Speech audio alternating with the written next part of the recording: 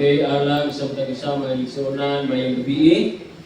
Dalay ko ng Diyos, kaya sa nagpapang hapon, alang sa mga kanato, kumadayon sa ito nga mga pagtuon, ikatulong gabi sa ito ang pahigayon nga week of prayer. So, salamat ka sa misay sa awit ng igsunan, nga nag-disgodi sa ang atong kalibutan. Ang Ginoo may igsuonan, nagahimo siya sa mga pamaagi nga diin ang matagos kanato mahimo nga mahiluwas, no? Nga mubalik sa igsuonan, pagkakuhaon niya kadtong mga nagatuman sa iyang kasuduan. So muna may igsuonan, so salamat kayo sa mga awit nga kining kalibutan hapit na niyang hukman.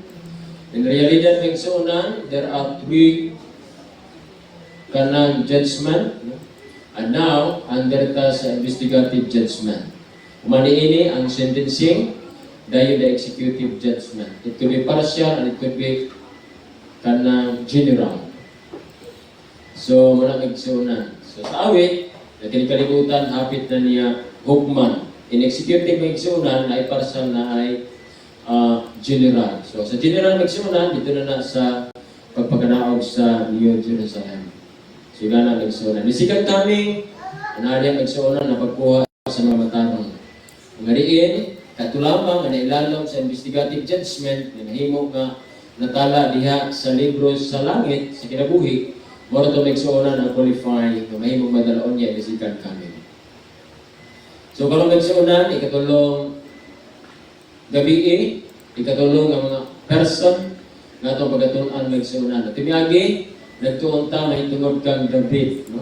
O nagahisgot kini sa true repentance. Tinuod kayo nga paghinulsong ng igsuonan, katong create in me a new heart of God, no?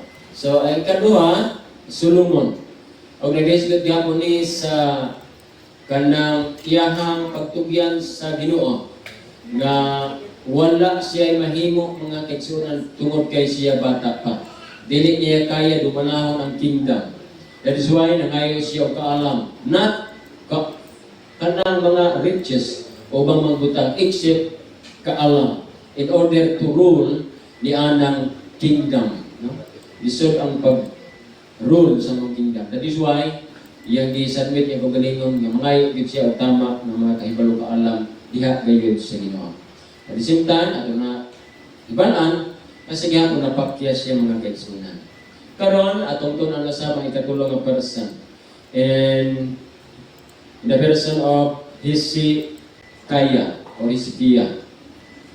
So atong tanawon may igsuonan ang sapod ang iyahang experiences kinabuhi ng igsuonan o kinsa man po ni siyang kaliwat ng igsuonan. Atong tanawon dinhi kinsa ni si Hezekiah. So ang ato po ang igsuonan diha sa libro sa The Prayer, chapter 13, particular Hezekiah. Na diha igsuonan ang kinatibukan nga pagsaysay ato ang pagkatun-an karon. So kinsa man ni si Hezekiah igsuonan ato sang kuhaon ang iyang history o unsa pod ang iyang mga forefathers o kinsa. So ato ba diri igsuonan, Hezekiah was a righteous, usa ka matarong nga tawo igsuonan, 8th century BC, and king of Judah. O dailan siya sa iyang relihiyoso nga pagreforma. So aduna siya gihimo nga pagreforma sa religious, no? Nga mga bahin tungod kay naman gud siya papa nga medyo nabilong diri igsuonan nga wicked person. O siya magigsuonan masaligon sa Dios o nahimo pod siya naluwas gikan sa Assyrian army. In connection sa ito ang pagbasa niya. His direct royal forefathers in the house of David. So kung atong tanawang igsuonan, anan is sa line ni David, no? Dayon include sa iyang father nga si Ahaz. Sa atong tanawang igsuonan, kinsa ni si Ahaz? Atong iyahang father. Unsa ni siya ka klase umatang sa pagkatao. King Ahaz, no, was the 12th king of Judah. Muna iyang papa, reigning from approximately 735 to 715 BC. He is depicted in the Bible as a notably unfaithful ruler who embraced idolatry, sacrificed his own children to pagan gods. Muna yung magsunan, ang natasan siyang papa, apil ang iyang anak magigsunan, iyang dihala dito sa Baal. So, yung anak magigsunan. Matuba diri, unlike his father, King Jotham, Ahaz prompted the worship of Baal and other detestable practices. He engaged in child sacrifice by burning his own sons in the valley of Ben Hinnom. Muna nagsunan, iyang gihimo. Muna papa niya, si Ahaz. Kanang the wicked king. So, karon nagsunan, kani si Hezekiah, nailhan sa pagreforma. So, ang iyang pamaagi, gireform niya ang mga kingdom, balik nato sa Dios. So, muna si King Hezekiah. Mato ba dire? Ang iyang father si Ahaz, ang iyang grandfather si Jotham, ang iyang great-grandfather si Uzziah or Azariah. So, muna iyang mga kanunuan. So, matubadiri, kini si Hezekiah, nahimo siyang hari sa edad nga 25. O niya, iyang gidumala ang kingdom sa Jerusalem sulod sa 29 ka mga katuigan. Approximately 715 to 686 BC.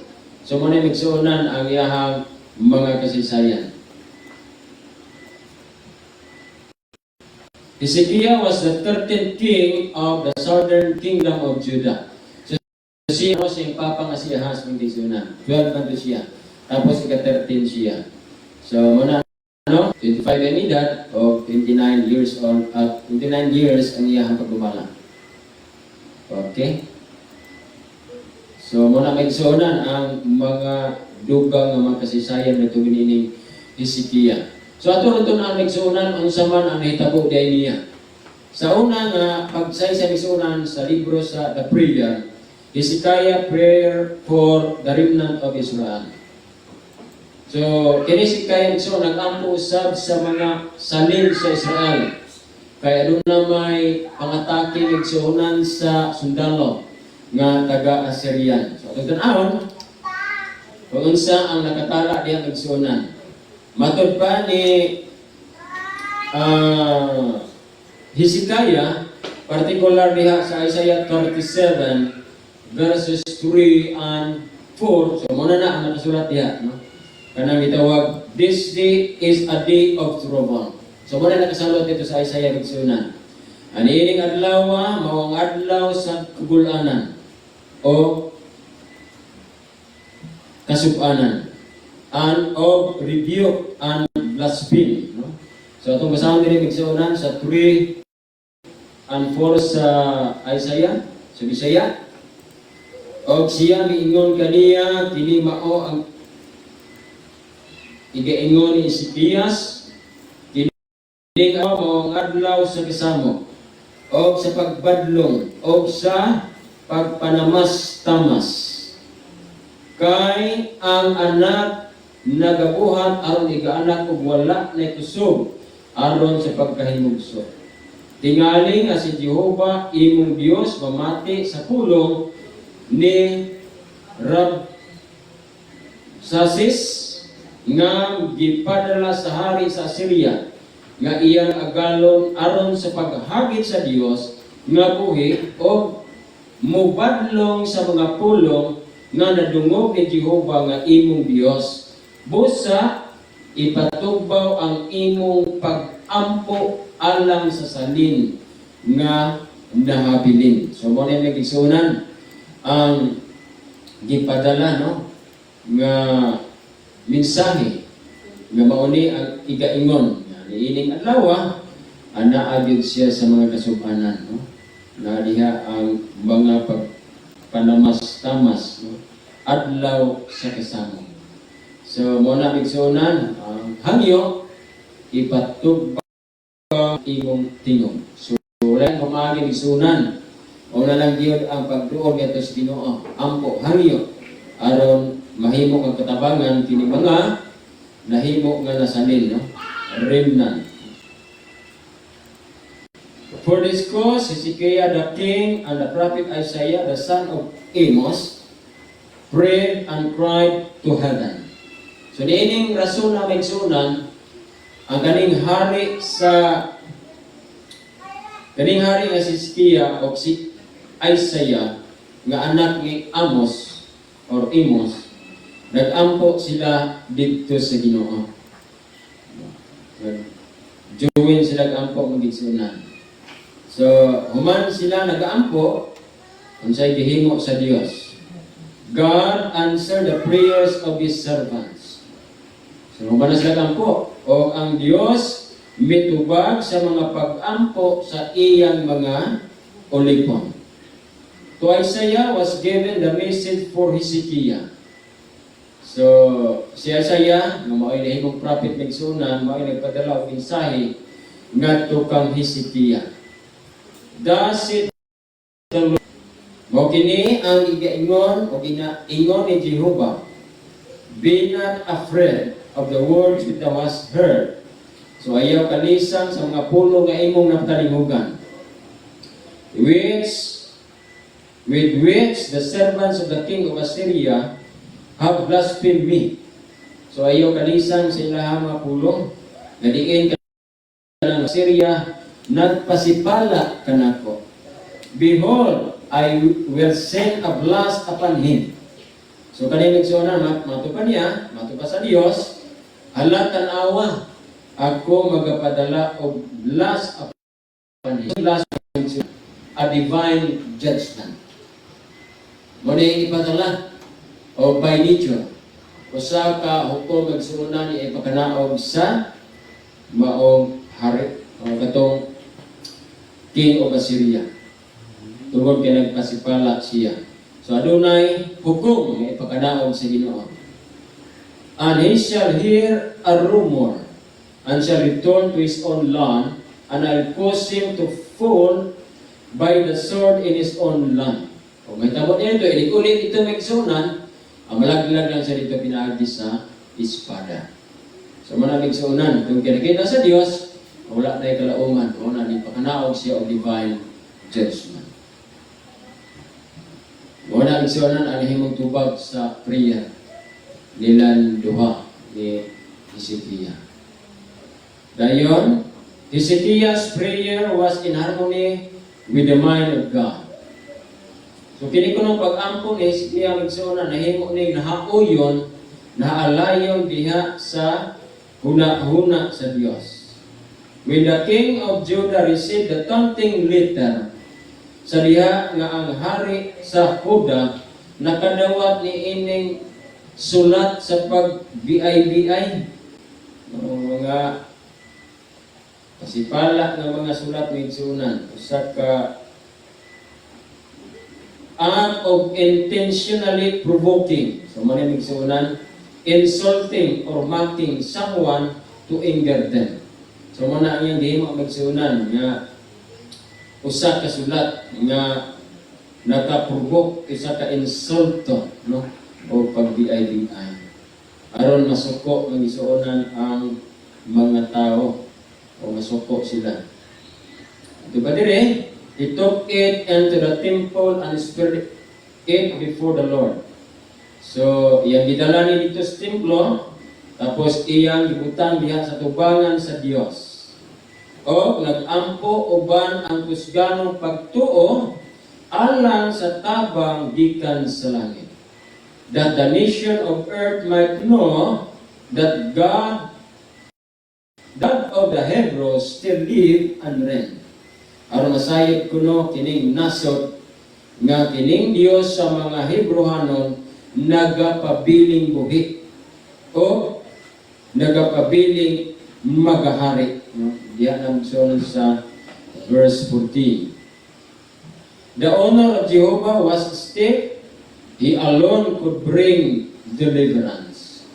So magpabilin nagsuona pasidungog sa Dios o siya lamang ang magadala sa kaluwasan. Tabang walay lain magsuona nga maka himo luwas kanina. Only God and God alone. Wala magsuonan. Diya na sa 37 diya po mabasa. So there is Isaiah 37, or diya po padayon lang. Sa 16 sa 16, ato pa ang prayer. O Lord of Israel,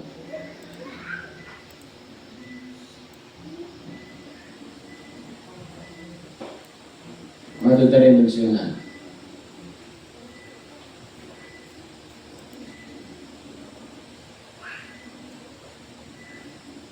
O Lord God of Israel, which dwellest between the cherubim, Hezekiah 11. So si Jehovah magsuunan sa Israel, nga diay nagapuyo diha taliwala sa cherubim, ang gitawag sa Shekinah glory. Kanaaman diha magsuunan sa temple. So si Hezekiah nangamuyo, Thou art the God, even thou alone, of all the kingdom of the earth. Thou hast made heaven and earth. Lord, bow down thine ear. Muna nagsana, hindi panawagan nga, Ginoo, ipaabong mo ang imong igdulungon o patalinghugan, and hear o patalinghugi. Open, Lord, thine eyes and see. Bukha ang imong mga mata o tanawa, and hear the words of Sennacherib, which hath sent him to reproach the living God. Gadiin maoy naghimo ng igsuunan sa pagpasipala sa buhi ka Dios. Of a truth, Lord King of Assyria, have destroyed the nations and their lands. So gihimo ang igsuunan nga kadtong nagblaspheme sa Ginoo, maning hari sa Assyria, ilang dilaglag ang Nasr o mga Nasr o bisan pa diha sa ilang mga kayutaan, and have cast the gods into the fire, for they were no gods, but the work of men's hand, wood and stone, therefore they have destroyed them. Now therefore, O Lord our God, I beseech thee, save thou us out of his hand, that all the kingdom of the earth may know that thou art the God, or the Lord God, even thou only. So muna hangyo ko siya na, di-pray nila nga luwas sa kami, gikan sa ilang mga kamot. Karong atong ang tanan maging harian sa yuta, masayon nga ikaw lamang ang Ginoo. O ikaw lamang si Jehovah, ikaw lamang dayon. So muna nagsulat niya si King at chapter 19, 15 to 19.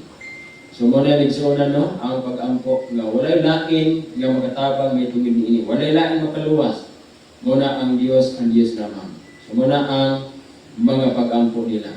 Hezekiah's pleading in behalf of Judah and of the honor of the supreme ruler when in harmony with the mind of God.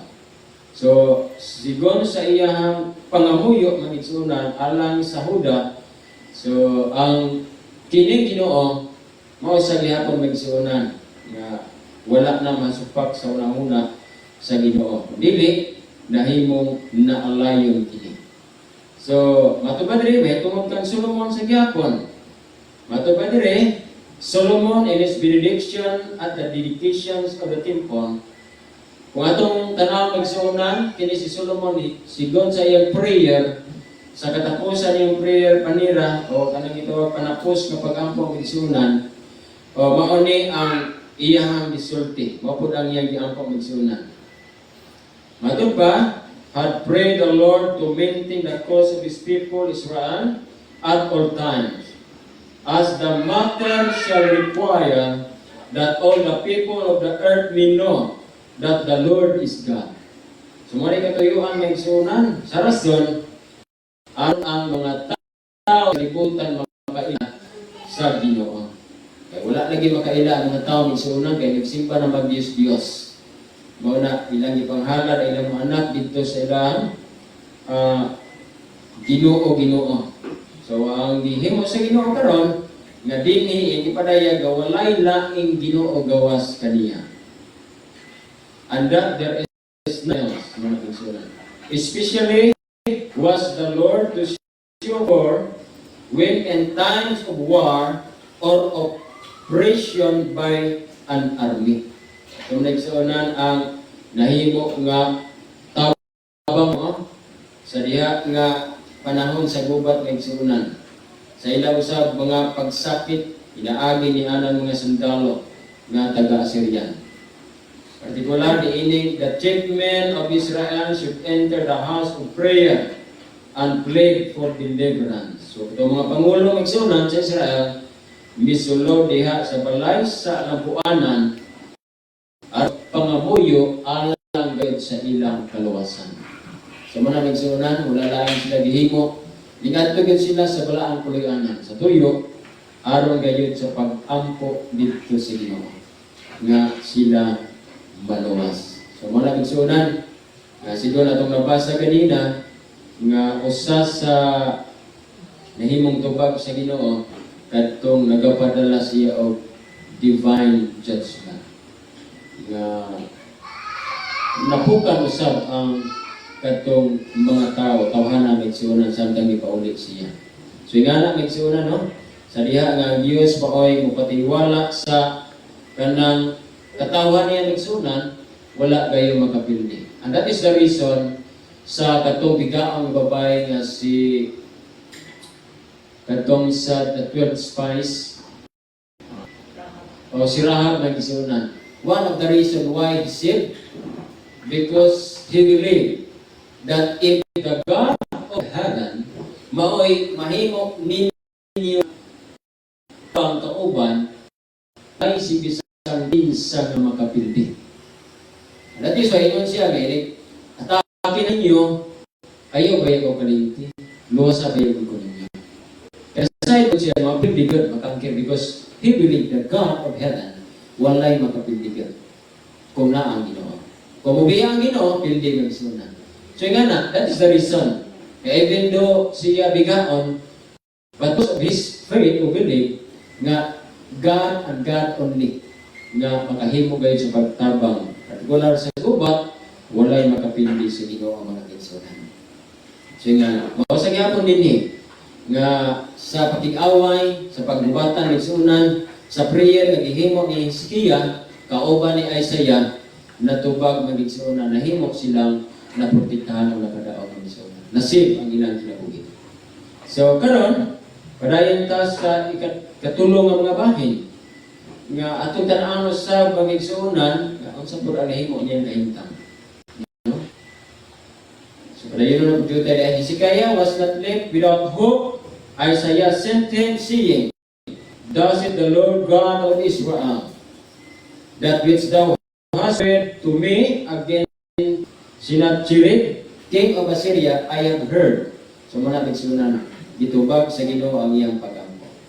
So karon, dire na punta sa kahima, personal, physical na problema. Hezekiah held in answer to prayer. So atong tanawang nagsunan, ang salita po niya, sa Isaiah 37 na kabase, o dito po ni sa 2 King 20, 4-6 magigsunan. Radi ang mabasa. Ato ba din sa verse 1, ni atong mga adlaw si Ezekias na sakit nga ikamatay. O si Isaias, ang malalagna nga anak sa lalaki ni Amos, miadto kaniya o miingon kaniya. Mao kani ang giingon ni Jehovah, Hosea ang imong bala, kay ikaw mamatay o dili mabuhi. So mo ni magsunan ang gihimo ni Isaiah o ni Isaiah ngadto kaniya. nga iya daw kuanon ang iyahang panimalay. Itigomon nga pahibaloon nga mamatay na gid na siya may gisunan kay mao may gingon diri. Nakabaton siya sa usa ka sakit nga ikamatay. O dili na siya mabuhi niini. Muna perti niyang hilat-hilat mga gisunan. Kapatire, o niya ni ikautang ni Ezekias ang iyang naong ngadto sa bungbong o miampo kang Jehovah. So mo na nagsunan ang iyang gihimo. Sa 3 og miingon, hinumdumi karon o Jehovah, ako nangamuyo kanimo kung giunsa nako ang paglakaw sa imong atubangan. Kaya verse 3. Yun sa nako paglakaw sa imong atubangan sa kamatuoran ug uban ang usa ka himpit nga kasing-kasing og nakabuhat ni anang maayo sa imong mga mata og si Kiyas mihilak sa hilabihan ngayon. So manayong sunan ang iyong pag-ampo inubanan sa paghilak, no? Tungod kay iya man nakita nga sa iyang gihimo magsunan pagreporma sa kahimtang sa partikular sa Jerusalem nga nahimo nga nagsimba naman to Diyos. Muna dako kayo nahimo nga kaayuhan gyud sa Israel.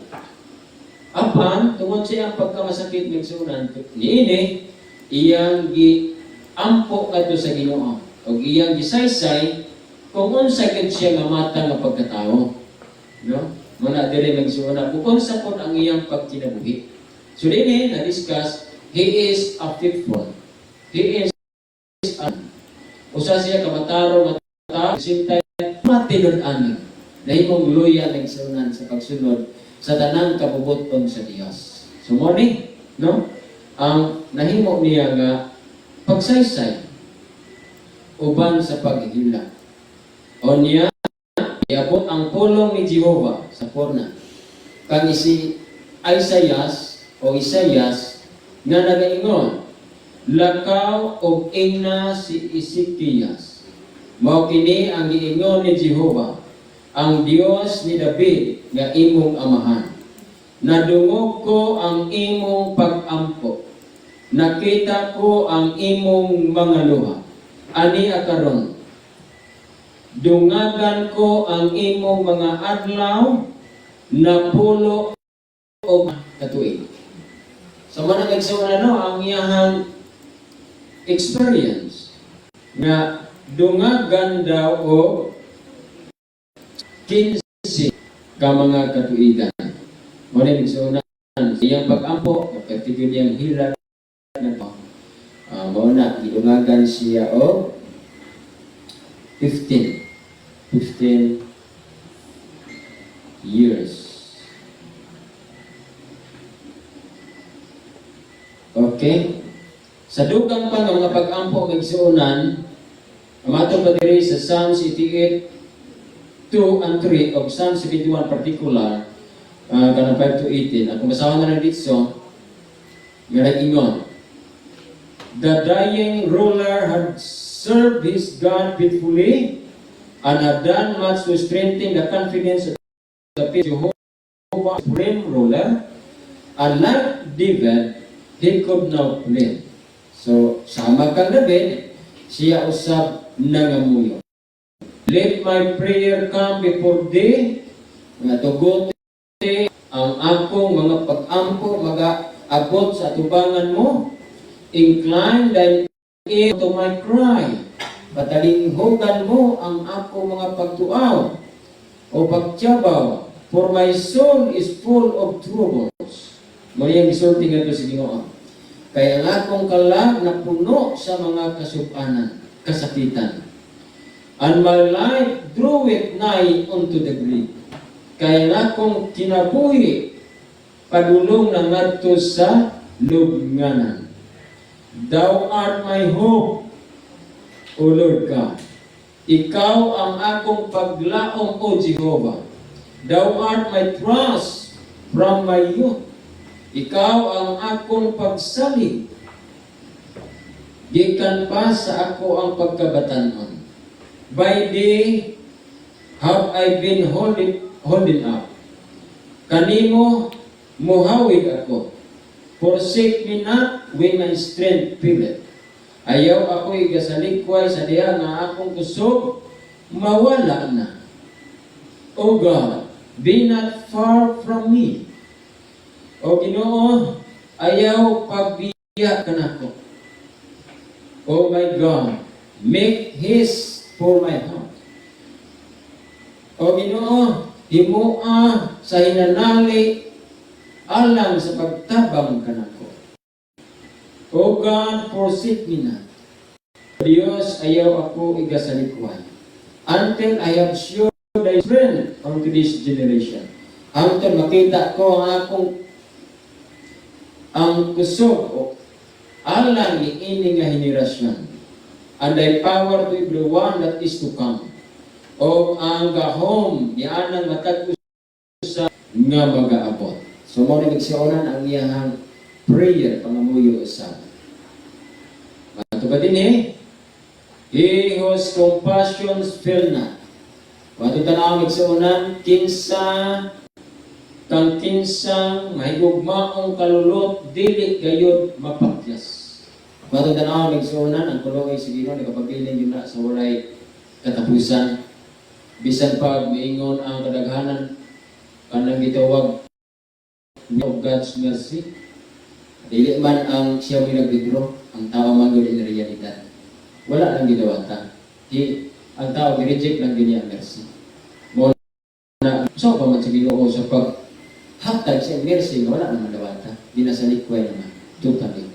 Mo na nagsiunan. So ato makita diri karon na kining gugma may gugma ang kalulot sa Ginoo, dili gid na mapakyas mo igsoon. Dili gid na siya mawala. Hear the prayer of his servant. Patalinghogan mo ang mga pag-ampo sa imong ulipon. It came to pass after Isaiah was gone out in the middle court. No.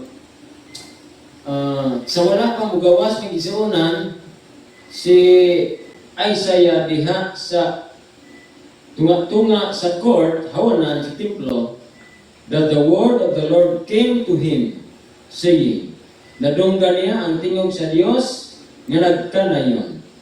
Turn again. Bumalik ka. And tell Hezekiah, the captain of my people. Observe si Hezekiah, ang kapitan sa akong katawan. Thus said the Lord, mao kini ang igaingon o ingon ni Jehovah, the God of David thy father, ang imong Dios o ang Dios ni David nga imong amahan. I have heard thy prayer. Gidungog ko ang imong pag-ampo. I have seen thy tears.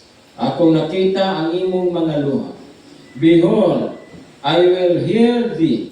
Ayuhon ko ikaw. Tanawa, ayuhon ko ikaw. On the third day, thou shalt go up unto the house of the Lord. Sa ikatulog ka adlaw, ikaw mag-aadto sa balay sa Dios. And I will add unto thy days 15 years. And I deliver this city out of the hand of the king of Assyria. And I will defend this city for mine own sake, and for my servant David's sake. So muna kung sila no, ang himong matubag sa Ginoo.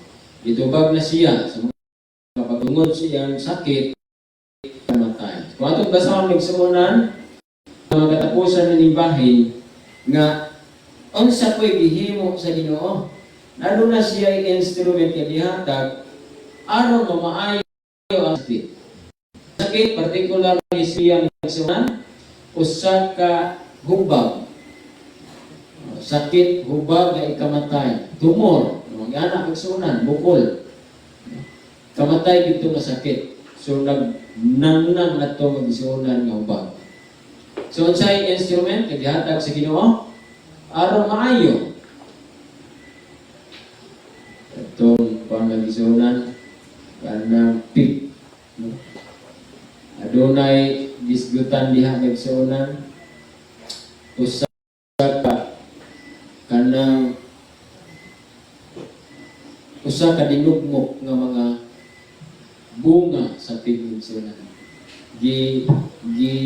Piga to, idugmok ang kadtong bunga sa fig tree. Kung sa ato padiri masikong sa amoa o tibig o tubog sa uban pa nga mga terminology. So mana igsuonan kanang ana fig tree.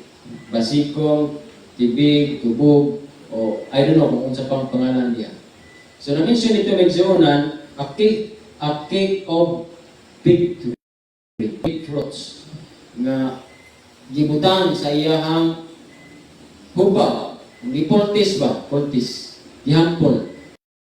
Ito magsunan. So ang style mo sa una, kung may hubag, ahampulan, bangagan na gamay ang tunga para dito mag-aagas ang katong iyang nana.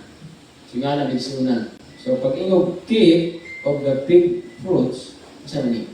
So dili din na parehas ng cake atong giluto, atong harina. So dili din na ibot pasabot. Kung dili igo lang to siyang giporma, nga mura po siya o kanang rectangular nga porma ba. Nga bunga magigsunan. Sa diha nga dugmok na, mo tayo hapol dito sa maong hubag. O gayon, naayos siya magsunan. Kay one of the role kanang hampol-hampol, ibakyo ang ganyan magsunan ang katong nana. That is why, kung sa diya makuha ang nana, dili ni siya mag-akupulit sa sulod sa unod.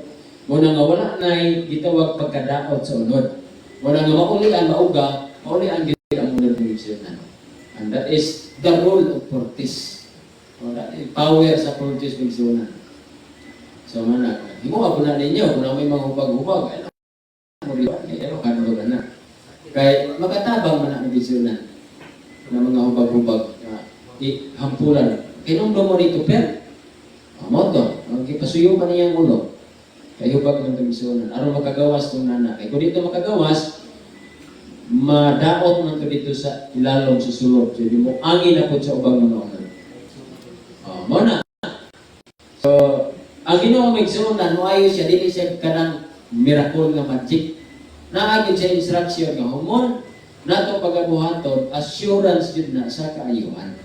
Kami koopera ng tanong sigon sa pamaagi si Ginoo. So mo na ang nahitabo, no? So naayon gid siya magsuonan perfectly. So i-connection sa 39, so may tabo diha. Okay, ang Ginoo motubag gyud sa mga pag-ampo magsuonan. Nakita nato ang usa ka seryoso pag-ampo na tubag sa makadagang gayon. Ang pag-ampo ni Isaiah natubag magsuonan tanan. Apan, kuha na itong lesson due time. Ang sa nitabo sa ending sa iyang life. 39 lesson na itong basahan. Sa diha, nadunggan ang iyahang kanang resulta ba nga naayon na. Sa diha nga naayon na, ano na daghang mga bisita rito? Sa iyahan. Kay unsa man nga pagkahitabo nga ikaw nagsakit, nga naayon ko man. So sa diha na nato na igsunan, nag-inquire, ang sa man niya gibuhat. Iya hamang di-introduce ang naasulod sa tanan niyang balay. Sa may na-introduce niya, ha? Doon na lang igsunan. Na diha, di-introduce niya sa 39 na, Isaiah 39. Di ko aniya ang iyahang pag-introduce. Okay, hari sa Babylonia. Diyato nahuna si Midrudat, no? Baladan, ang anak ng lalaki ni Baladan, hari sa Babylonia. May padala og mga sulat og gasa kang Ezekias. Kay siya, nakadungog nga siya nagpasakiton og naayon na. Og si Ezekias nahimuot kanila o gipakita kanila ang balay sa iyang mga mahal nga butang, ang mga salapi, o ang bulawan, o ang mga pahumot, o ang lana, o nga mahal, o ang tibuok balay sa iyang mga hinagiban, o ang tanan nga makita sa iyang mga bahandi, walay bisan unsa sa iyang balay ni sa tanan niya nga ginsakpan nga wala ipakita ni Ezekias kanila. O niya anha si Isaias ang manalagna kang Hari Ezekias og miingon kaniya. Unsay giingon ni ining mga tawhana og diin gikan sila nga ming-ani kanimo. Og si Isaias mingon o Ezekias mingon, sila ming-ani kanako gikan sa usa ka halayo nga yuta nga mao ang Babylonia. O gunya miingon siya, unsa bay ilang hingkit-an sa imong balay? O si Ezekias nitubag, ang tanan nga ania sa akong balay mao ilang hingkit-an, wala bisan unsa sa akong mga bahandi nga wala nako igapakita kanina. Muna magsuunan.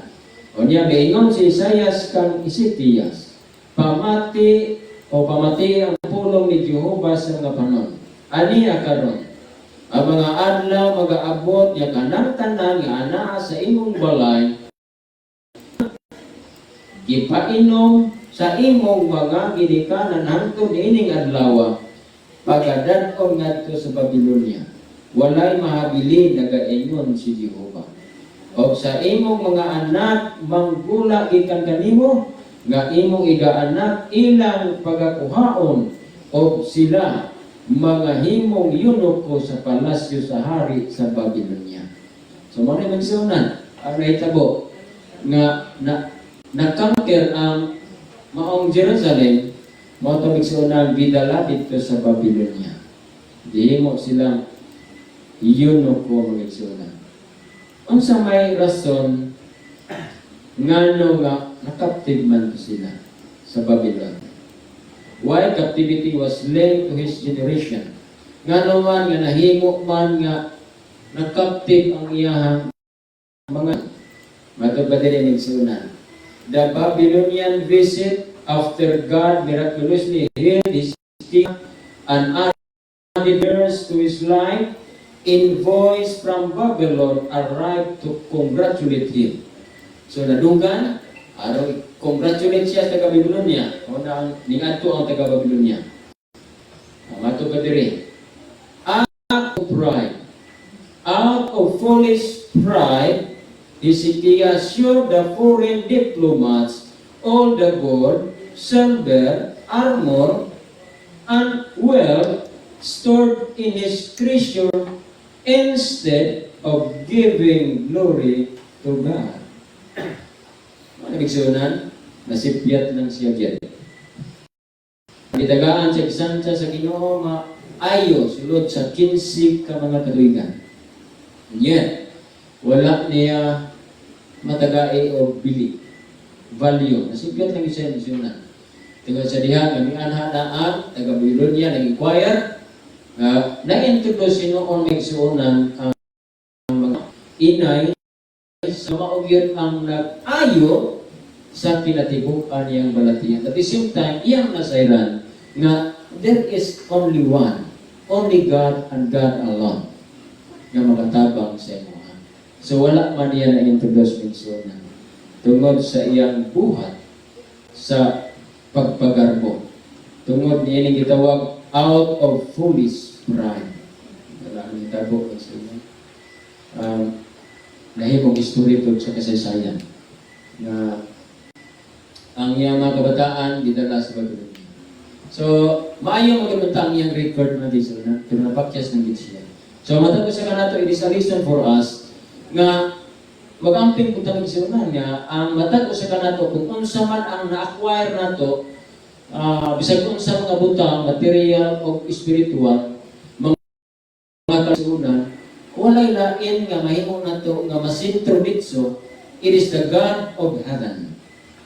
Nga walay lain nga magatabang igsunan. Dili sa itong kaugalingon nga mga katakos. Dili sa itong kaugalingon nga dili sa kaugalingon nato nga mga pamaagi. O dili po pinaagi sa mga butang nga naa sa palibot, hindi mahura nato nga mo'y nagatabang. Particular sa herbs. Ang herb ng suunan, wala ni siya kapasidad sa pag-ayo. It is only an instrument that the God of heaven nga mahimo nga ang kanang atong faith will be perfected. No, nga nang Ginoo, nakay pagtuo. Karon ang Ginoo mohatag ng instruction. Kung dili nato sundon ang instruction, our faith dili gyud na mahigpit. Because in James, by works, faith will be perfected. Mo na nga iyang mahimik ang pagtuo pinaagi sa binuhatan. Una gusto na nga na pamagi sa Ginoo. Dili na sa ingon nga ritso mo. Sige, ayun pa ka. Tagaan sa kanya instruction mo sa inyo. So nga na pamagi sa Ginoo. Again, sa makusap pa, kung ingana man, wala gyud tay lain gatuboy sa atong kinabuhi. That is why, kasagaran sa pamisunan kung na mga person nga mahatag og kanang gitawag mga appreciation, ritso na pasalamati ang Diyos. Tungod kay ang tanang iyang wala tayo atuwa. Bisan sa pagtuo, it is not ours, but it is the Holy Spirit, and it is from God. So, naginawa ako, ito nakakaroon sa kagabion, nga ato na nahibalan nga sa mga kahimtang uban ang mga pag-ampo sa mga paghila o uban ni Sikia o ni Isaiah Ginoo mutubag yun na sa kanunay. Kung nakita sa Ginoo ang ato ang kinisingkasin ng mga pag-ampo kung kinigiginahan man. Apan sa makosapa, dili yun na ito kalimutan. It is God, honor, glory, and thanks iyahagid na tanan mga tinsinan. Salamat sa inyo pagpadaling ng may gabi sa tanan.